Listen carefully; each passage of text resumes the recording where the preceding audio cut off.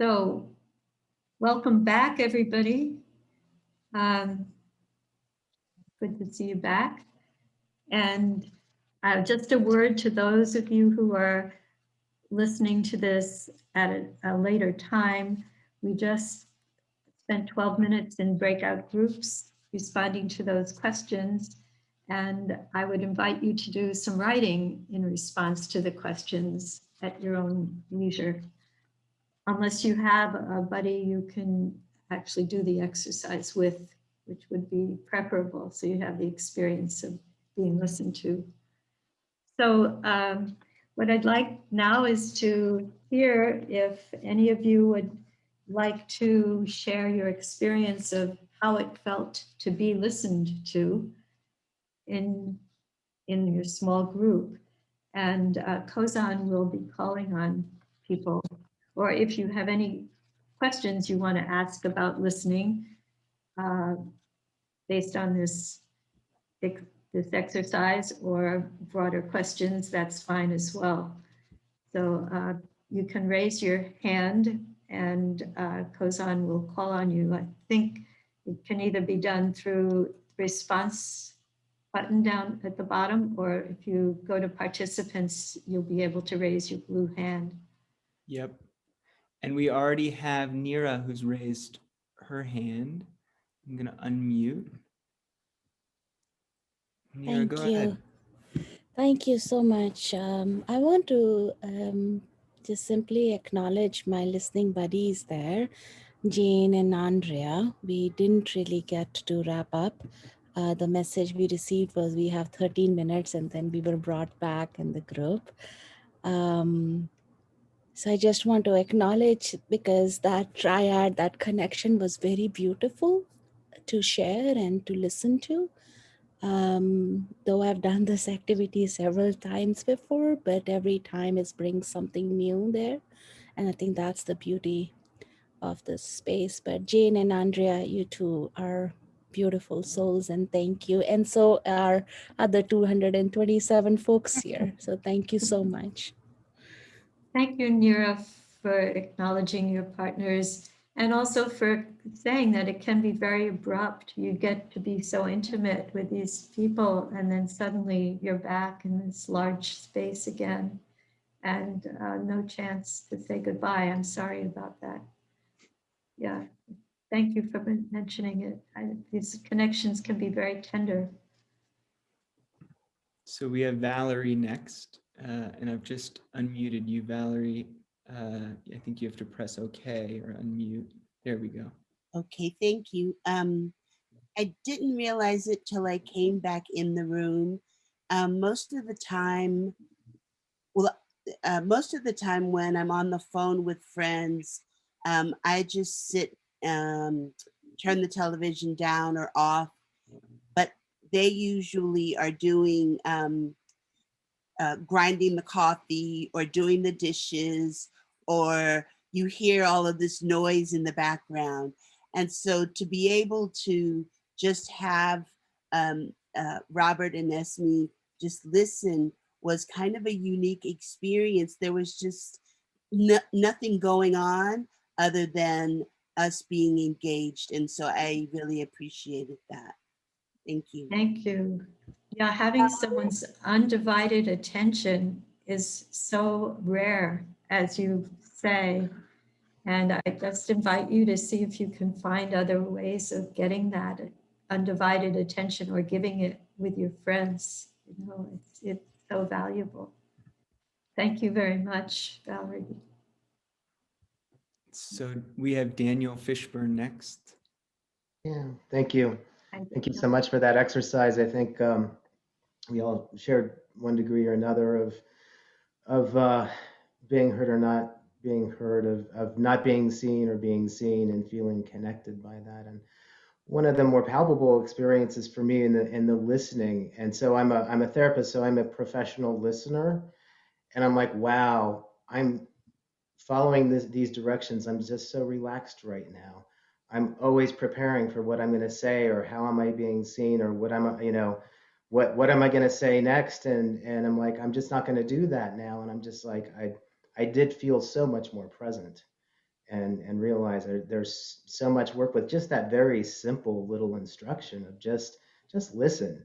Just listen. I am so busy making coffee in my head in the background and making all this noise for myself, trying to be better at what I'm doing, and it's making me not better at what I'm doing at all, and how liberating that is. So thank you for that. Oh, thank you so much for sharing that. Hmm. So Lindley Mees. Hey, thank you so much for that exercise. I wanted to share that I came to a new insight that my awesome buddy Ellen also experienced of when I'm not listened to, it's a real experience of being disempowered. It's like all the same body constriction of throat, kind of leaning forward, frenetic energy. And when I'm listened to and being fully received, particularly somatically by someone else, there's actually a building of power for both people and for a group. And that hadn't clicked fully until this exercise. So thank you for that insight around power building through listening. Thank you for sharing your insight, Lindley. Nicole Alanovich. Really good job at my last name. So I found some synchronicity in our breakout group because one of the individuals who was speaking about a time that he was not heard reminded me of a time when I was not listening, right? He had a situation in his life where he was trying to salvage a relationship, and substance issues blocked his partner from hearing. And I had issues in my past where I blocked people out. And now on this bigger, better path of more than 7 years, voices that I once blocked out before come back like little echoes. And hearing him tell his story of not being listened to opened me up and made me remember all of those voices that I didn't listen to that I now hear today. And so I'm really grateful for being able to experience that and share with him the other side, that there might be a possibility in the future that his unheard words are heard. Wonderful. Thank you, Nicole. Reggie.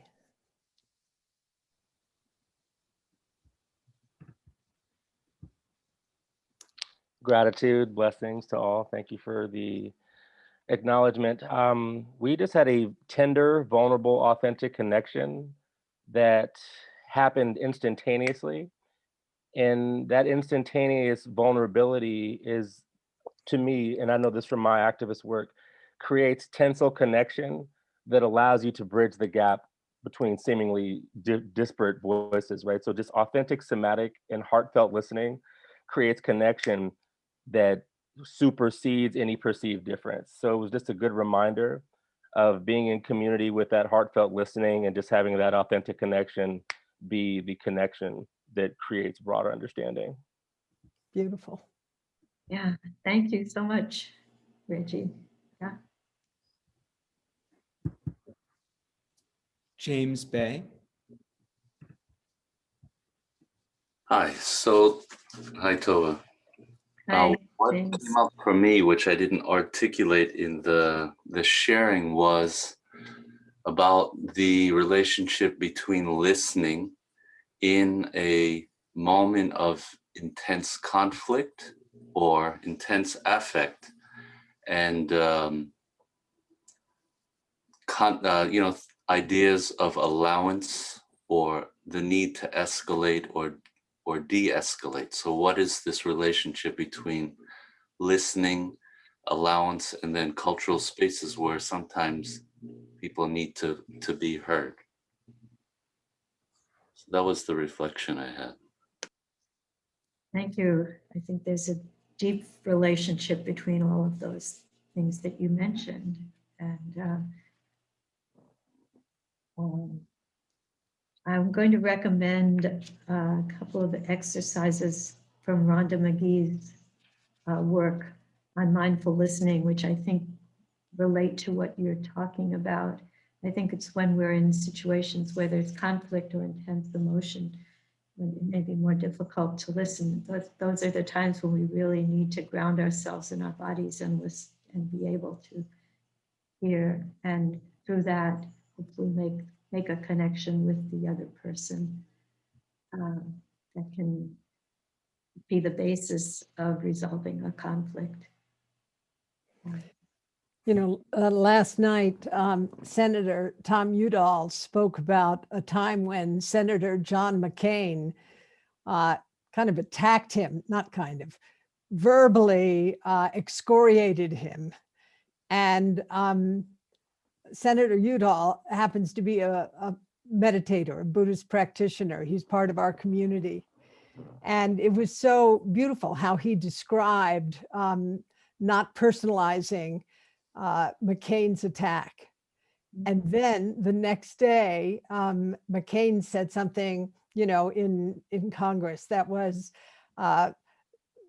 Udall's thought it was pretty good. And he walked up to McCain and he said, you know, John, that was a really good point you made, not carrying any of the weight of McCain's attack.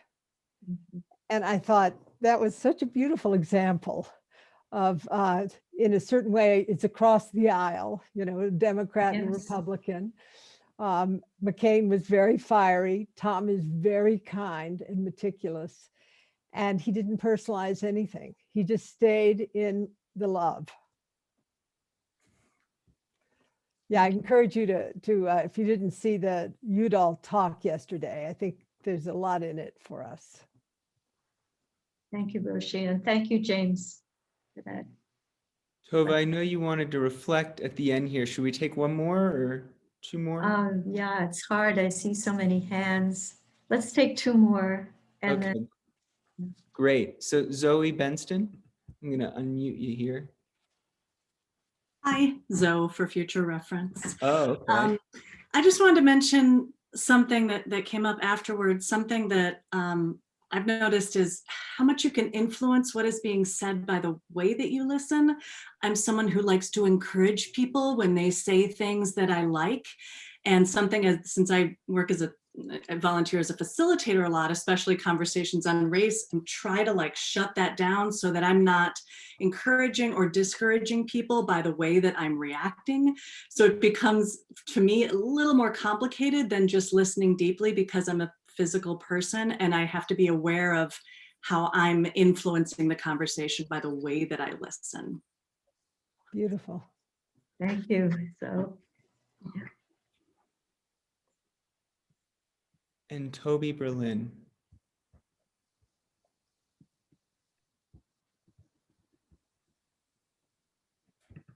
Oop, I just muted you by accident. Toby, I think you're muted again. There you go. Hi there. It was a good exercise. I wanted to bring up a couple of things that I noticed as well. One is that it's really important.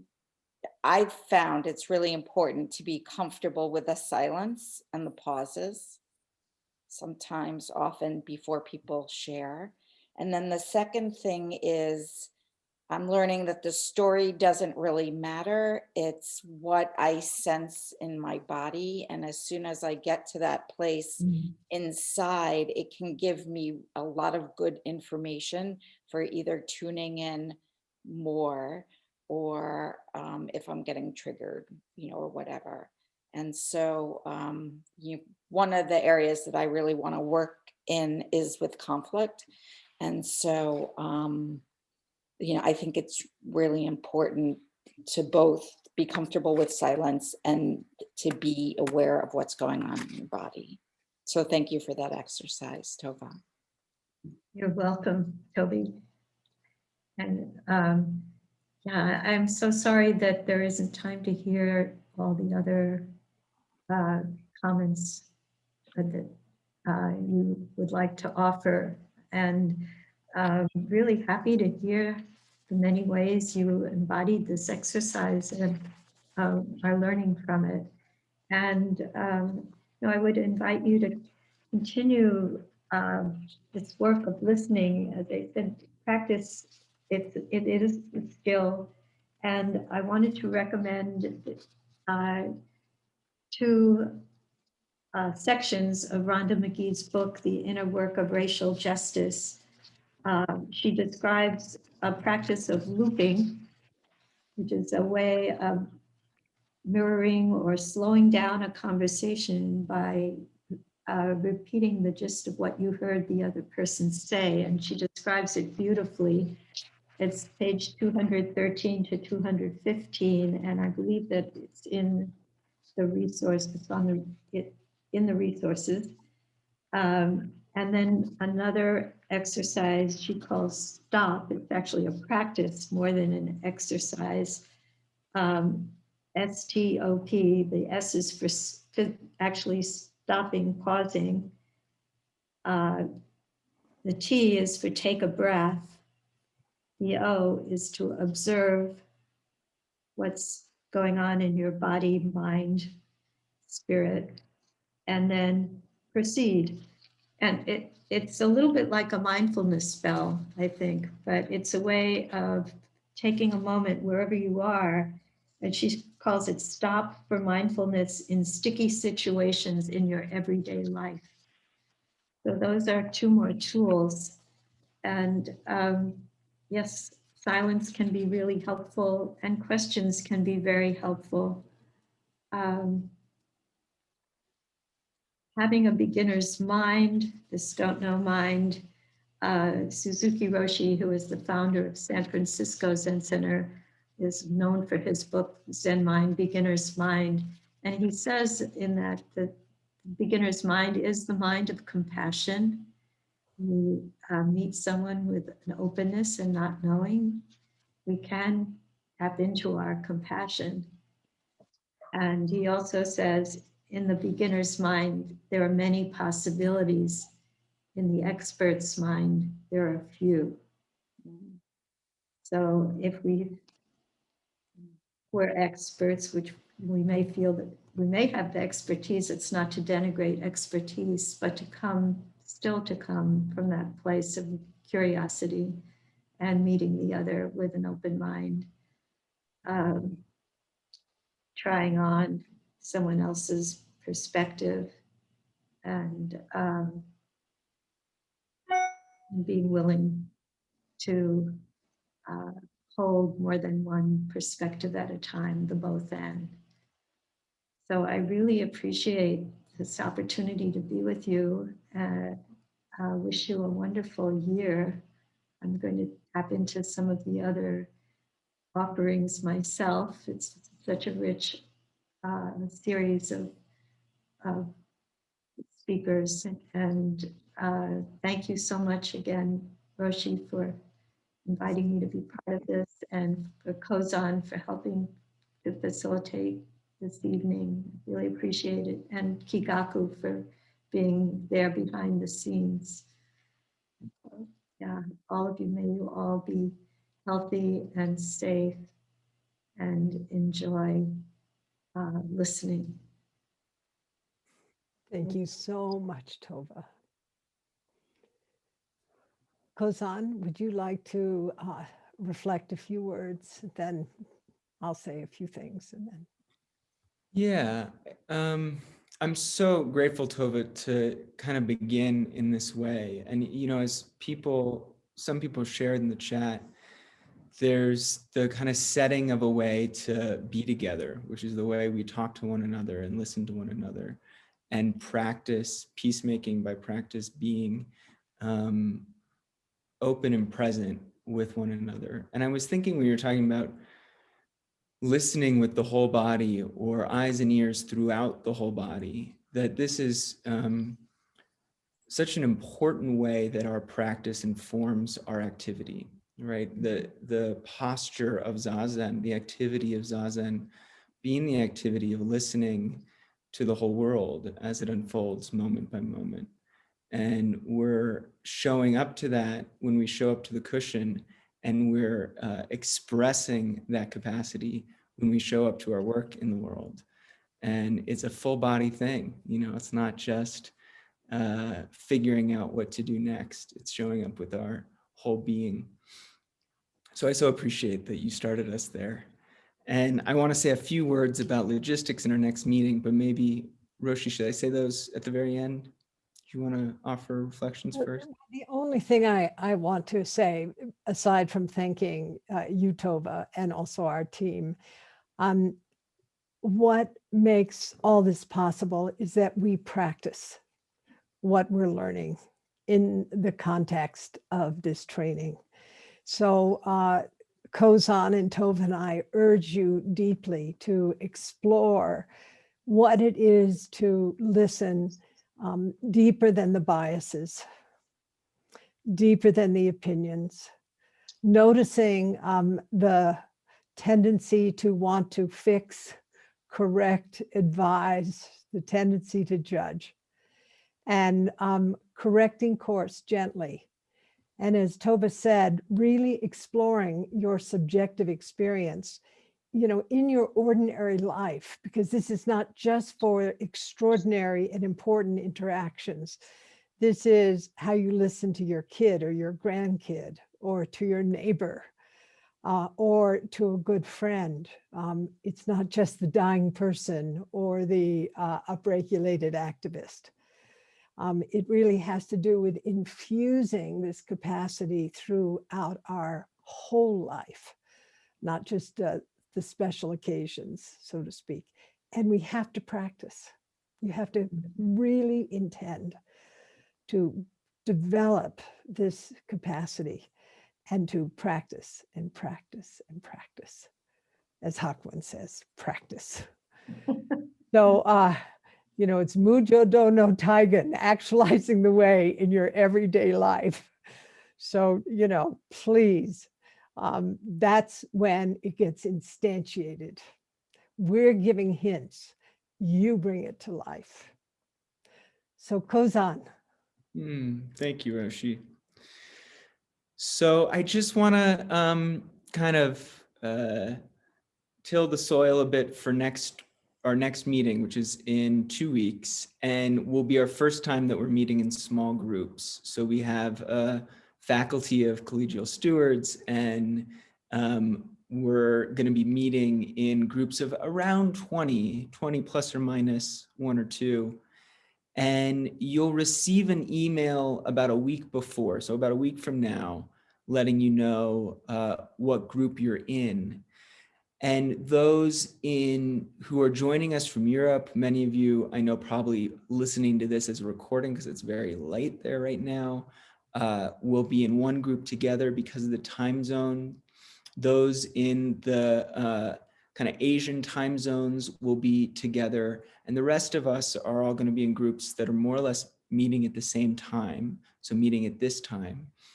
And I have 2 groups of people, and so I'm just to give you all a heads up, I'll be emailing you. You're going to be able to opt in to the time that works best for you. We'll see if that ends up with lopsided groups or if we end up somewhat even.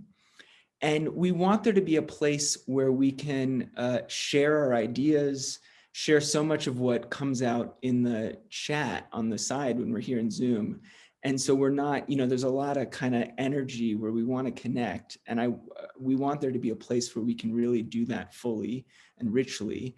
So the team has thought of doing that as a Facebook group.